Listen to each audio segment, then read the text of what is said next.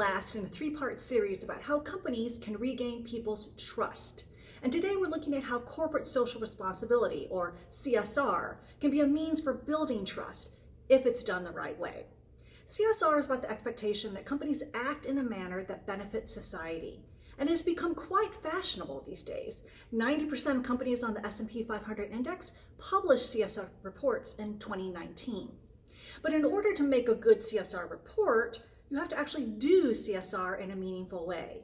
And that means making social responsibility a way of operating your business. You need to shift from doing CSR as a campaign or a program like an employee volunteer day or an incremental effort like giving a portion of your proceeds to charity, and start being responsible in how you design and run your business. You must make responsibility core to your business purpose and operations. Doing this requires thinking about who you're responsible to. You're responsible to all stakeholders in your business, not only shareholders or not only customers, but also employees, suppliers, communities, and society at large. We also need to clarify what social responsibility means. It's not just about giving back. It's about creating sustained social value from the start, meaning designing your company to create value that benefits people in the long term. With these points in mind, here are 3 expressions of trust-building CSR that you might not have thought of. First, employee well-being. Responsible companies truly care about their employees and help them be successful. These days, that means caring for their mental health.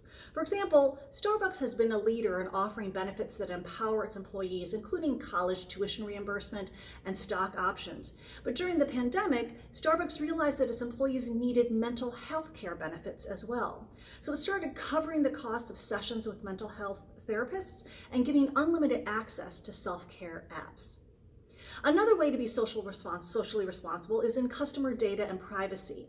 Companies are seeking more and more data from customers, but not always considering customer expectations and the obligation to be responsible in using that data.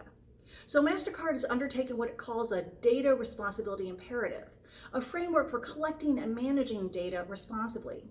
It's based on 4 core promises that MasterCard makes to people. Quote, you own your data, you control it, you should benefit from the use of it, and we protect it.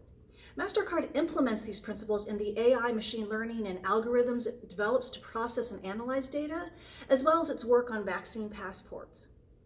A third CSR opportunity is supplier ecosystems, meaning creating collaborative supply chains. The example here is from L'Oreal, the cosmetics company, which has created an innovation ecosystem with its packaging suppliers.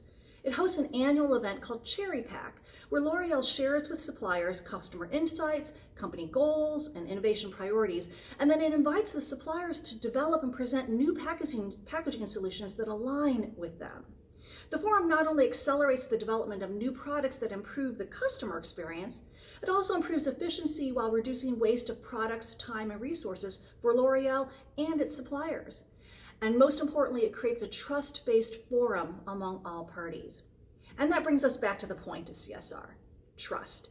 If you seek to operate responsibly, trust is both the starting point and the end result of your stakeholder relationships.